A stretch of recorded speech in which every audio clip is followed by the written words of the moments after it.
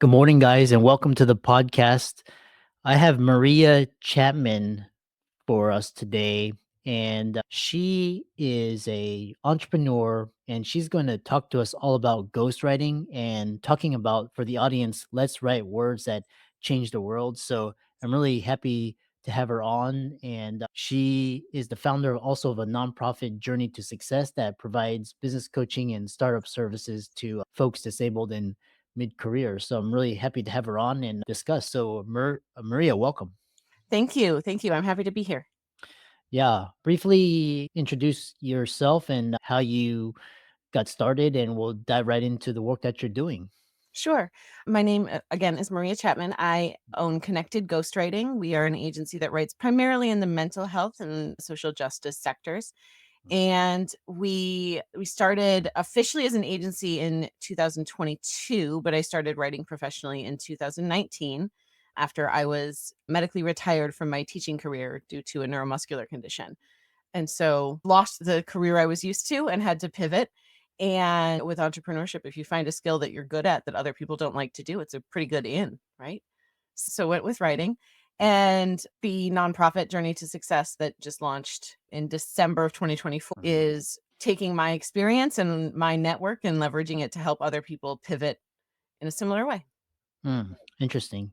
We'll dive right into it. Ghostwriting is a unique and it's a they you describe it as a hidden art. And what drew you to this field? What do you love most about helping others tell their stories? What drew me to writing generally is just that I've always considered myself a writer. I ran my high school newspaper, wrote all through college. And so writing was a natural sort of transition from my teaching career. But ghostwriting specifically, I got into when I started working with entrepreneurs. And at the time, the people I was working with were people who were very busy, like all entrepreneurs were. And they had things to say, a story to tell, words that needed to get out into the world, but they either didn't have the time or the expertise to make that happen. And then in my own journey as an author, I got to a point with my fiction work where I said, I don't know how any of this works, how this publishing industry stuff works, and how do I find an editor and all of that. And Yeah. helping people navigate that process became a goal for me. And I connected with Nick Pavlidis, who's the owner of Authority Ghostwriting, the CEO of Podfest. He's my mentor. And I said, hey, if I pay you, will you teach me how to do the things? And he said, yes. So I'm very fortunate to have an excellent mentor and coach to guide me through that. And the biggest thing for me is ghostwriting is acting and writing at the same time, right? So I am taking on the identity of my clients. We do a lot of work diving into their voice, the content they already have out there.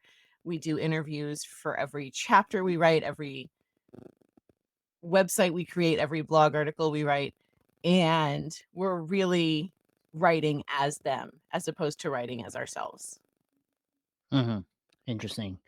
Yeah, and I love that. And you touched upon the reasons why people ghostwrite. For the audience out there, if they're because we have a lot of audience, they want to become authors or first-time authors or thought leaders or influencers. Yeah. For people that are writing their first book, should they go with a ghostwriter or write it themselves? What are your thoughts? The very unhelpful answer is it depends. Actually, one of the things I would say is I would direct them to a recent study done by Josh Bernoff, who is a ghostwriter who charges a lot more than I do and does a lot fewer books these days. But he did a study, it's called the Business Book ROI study. So if you Google that, you can find it. And you'll get on his email list, which is a great email list to be on anyway, because he has some great ideas about authorship. But in that study, one of the things he found is that people who hired and worked with a ghostwriter had a bigger ROI than people who did not. And the question is, why is that? And it's really about the strategy work that goes into your book when you're working with a ghostwriter that you don't necessarily have if you're not working with someone. And so that strategy work can come from a really well qualified book coach. It can come from a ghostwriter. It can come from, we do a lot of co writing where an author comes to us with a first draft and they say, I wrote this and now I hate it. Please help. And I don't want to Yeah. look at it anymore. So the strategy that goes into building the book is also the strategy that we use to find the right publisher, to position it in the marketplace, and to get it into readers' hands. And that strategy is what brings the ROI, Mm. because people who are having their books ghostwritten are typically not people who are making most of their money from book sales. Mm. We are people who are entrepreneurs. We have other legs of our business, whether it's speaking fees or consulting fees or coaching programs. We have other things that we're doing, and the book can lead into our ecosystem and work to capture those people. Interesting. And so you mentioned traditional publisher, and a lot of guests on the podcast these days, and a lot of people I encounter there. I haven't met someone who's done publishing via the traditional route. Now everybody's going just self-publishing. They find it easier, and they can market themselves much easier and faster and more efficient on social media or email lists or newsletters. So how does ghostwriting work in the traditional publishing sense versus someone that wants to go the independent route?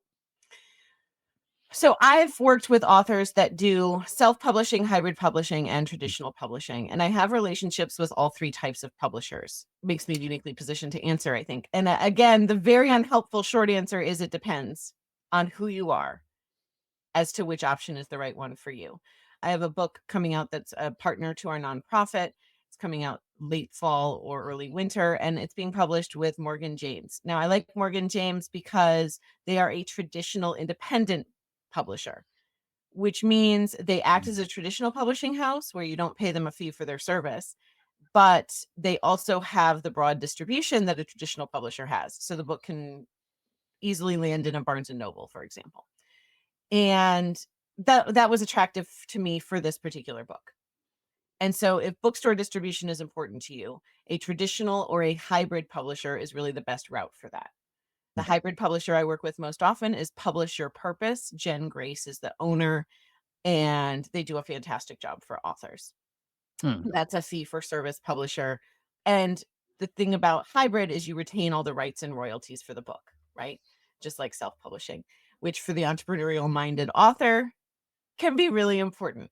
Now, the book that I'm publishing with Morgan James, the proceeds go to the nonprofit, and I want as much help getting the book out there as possible because Hmm. it's tied to the nonprofit. And because it's not tied to my business, it's not as important for me to retain all the royalties.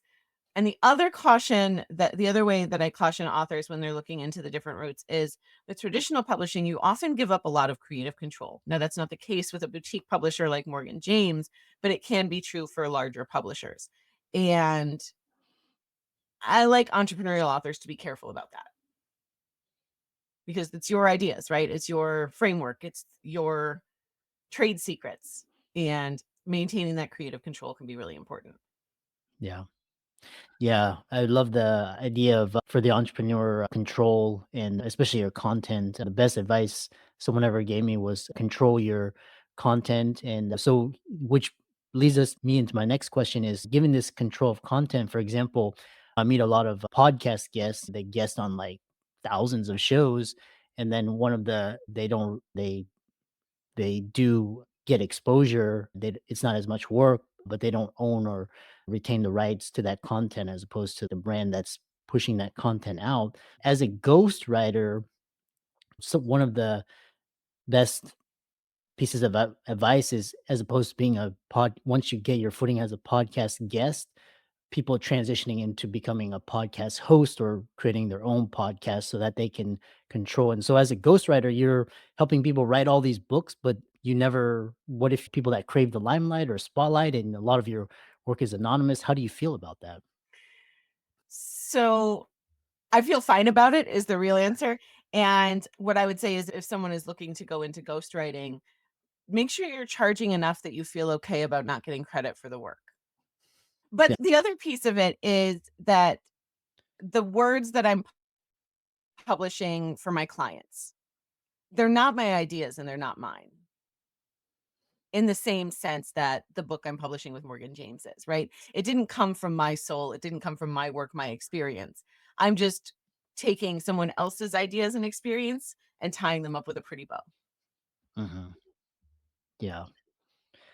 Yeah, and it all boils down to the how the ghostwriter, and obviously you're getting paid for it, so you wanna make sure that your compensation is worth the efforts, and there's also non-tangible rewards and results as well. You mentioned about ghostwriting as a skill and about projects, and it seemed, I know, as you ever feel like there's certain projects that you just don't wanna do? It could be the client or just the project is not inspiring to you. What, or do you just basically someone hires you and then you help them write their book? I have turned down since 2002, I have turned down 5 book projects. And the reasons were different. Sometimes it was who the author was as a person out in the world, and it just I find value alignment very important. My business is Connected Ghostwriting. It's built on connection. And so if a business owner is not someone who values connection and service over Mm, profits, they're mm, not going to be a great fit for me. yeah. And but every time that I've turned down a project, it's because there's a lack of alignment either in values or goals between the author and I.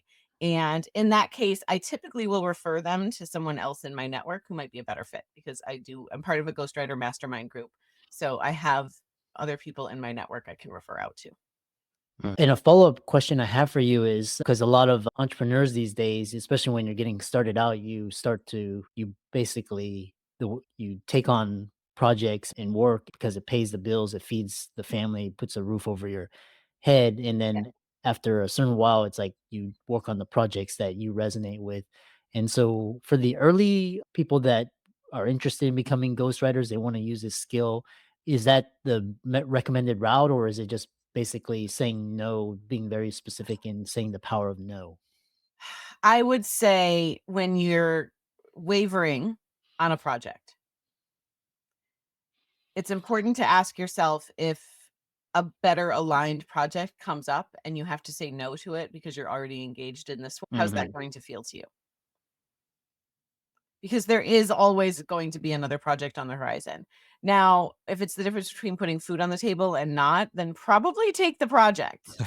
My first ghost written article, I'm not going to say who hired me for it because that would make them look really bad. But it was 1,000-word article and they paid me $35. And I accepted that at the time because I didn't know any better. Right. I have since purchased the book, The Writer's Market, and done plenty of market research to figure out what should I be charging. But at the time, I was just saying, "Hey, I wonder if I could make money writing. Let's try that out." And so I guess it really depends on what point you're at. But once you learn that $35 to write an article for someone who doesn't align with your values, once you get to a certain point, you realize that not all money is good money.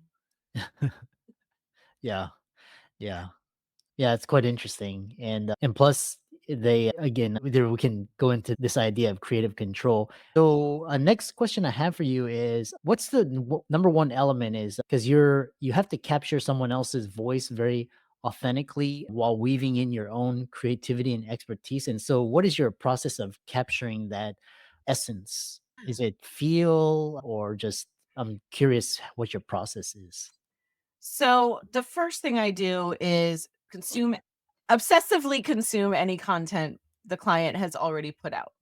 And that could be YouTube videos, it could be keynote speeches. In the event that they don't have anything, we're having a lot of conversations together. And I record those conversations and then I record it, AI transcription. We're all doing that these days. And one of the things that my team is very good at is we've developed a system for capturing what we call client voice. And so we have a style guide, but our style guide is a lot more detailed than something you're going to find even just for a web designer. We are looking for those specific phrases that people say all the time. I have a client who says holy moly alligators all the time. That has to go in her books. It absolutely has to. I have a client that I'm working with right now who is British. And so in the book, we're talking about chips. I have to say crisps because they're not chips to him. So it's those little nuances of language. And we capture them, we record them. We're very good at picking up what are the things that people say on repeat and making sure that those end up in the book. And then The biggest piece for my business clients or my self-development clients is each person has a framework that they work with. If you're a business coach, if you're a therapist, you have a framework you work with even if you don't know it. Yeah. And so the biggest piece that we tackle early on in the process is figuring out what is your framework if you don't already have it. Like some people come to me and say, I have the CARE framework and CARE and it stands for this. And that's great. But a lot of people, most people come to me and they're like, "What? I don't know if I have a framework." I'm like, "Trust me, you have one." And through conversation, we're able to figure out what that is. And if we frame everything that we write using their proprietary framework, then the process is a lot more seamless. Yeah. In this day and age, because ghostwriting, it's all about language and words. And with AI, with these, especially the large language models, how are you viewing AI? How are you using AI? How are you positioning yourself with AI coming into many industries and fields and changing the way people work and create, etc.? Yeah. So I love this question because I sit at this intersection between business owners and writers, right? And so I have friends in both fields. And a lot of my writer editor friends are terrified of AI or they hate it or all they want to talk about is how terrible it is. And all of my business owner friends are AI is great and I love it and this is what we're doing with it. And I sit in this intersection. So I get it from both sides. And to be very blunt, if you don't embrace AI in some way, you are going to get left behind. And that's true no matter what industry you work in right now because Mhm. you have competitors who are learning to use AI, who are using it, who are teaching their teams to use it. And if you don't also do that, they're going to work faster than you are. It's just that's how it's going to happen. That said, AI produced content is not copyrightable. Interesting. And my clients are typically people who want to be thought leaders. They want to trademark their framework. They want to own the intellectual property rights to the things that they create. And so having an actual writer write the words in the book matters. Now, once that's done, one of the things that my agency does is we teach our clients how to use the content we've created with them in an AI format so that they can pull social media blog ideas, outlines for articles for other publications. And if you have all of that originally generated content, it's much easier to train AI to do other business things for you. Mm, interesting. And so that becomes a big time savings for them. Yeah. Yeah, AI essentially has replaced a lot of editors that I used to use years ago, and they were so expensive, and it was just very inefficient and wasteful. And Mhm. now AI's streamlined a lot of things. Tying it all around, because you had a transition, and people have transitions as well. And what's the biggest lesson you've learned from balancing a demanding career with a transition? What's the number one lesson? And also, what keeps you motivated and keeps you positive when these challenges come upon you? Yeah. So I just finished writing the first draft of my book and it's nominally titled Part-Time Entrepreneur, although I'm messing with the title right now, and I think the power of the pivot is going to be where we land.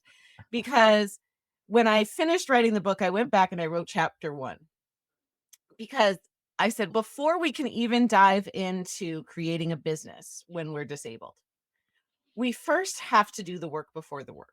And I think that's if you're heading into whether it's a career transition or this is what life does, right? It throws a sack of potatoes at us and we either have to catch it or dodge it or do something with it, right? And so if you're in that situation, the first thing you have to do is you have to acknowledge that the situation you're in, it sucks. And you have to let yourself deal with that. Mhm. Interesting. And then you have to make a decision of whether you're just going to hold that sack of potatoes and let it weigh you down for the rest of forever, or if you're going to find out way to use it Mm, in order to interesting. do something different. So it's that you have to give yourself a chance to deal with the feelings of, man, this sucks. This isn't fair. And you're Mhm. probably right. It probably does suck and it's probably not fair. Yeah, But you have to make a decision about what you're going to do next because interesting. nobody's going to save you. Yeah.